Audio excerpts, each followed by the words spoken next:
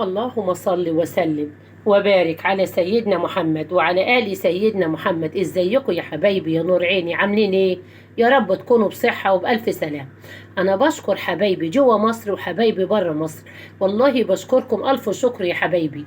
ايه يا ست الحباب، عاملة ايه دي النهاردة؟ انا عاملة، كان عندي نص كرنبيطة يا حبايبي، قلت نعملها النهاردة اكل حاجة شعبية كده، اكل بيتي وحاجات جميلة. جيتنا عامله الكرنبيطه دي النهارده يا حبايبي، طبق الكرنبيط اللي انتوا شايفينه ده. بصي، اللهم صل على النبي يا ست الحبايب، شوفي الكرنبيط جميل ولذيذ ازاي، وجميل ولذيذ. كان عندي برضو لقيت برنجنتين في التلاجة يا حبيبتي زي ما وريتك كده، وجتنا عامله بطاطستين محمراهم على فص توم على قرن فلفل حامي، وجيتنا عملت صينيه البرنجان دي المصقعه الجميله دي اهي. بصي بصي الصينيه جميله ازاي، حاجه بسيطه، حاجة بسيطة بس بتحلوة للولاد وحلوة لكم يا حبايبي. وعملت يا ستي الحبايبي، عملت برام الرز الجميل اللذيذ دي.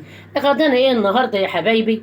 قلنا نعمله الكرنبيت ونعمله حبة المسقعة وبرام الرز. غدانا النهاردة يا حبايبي يا نور عيني.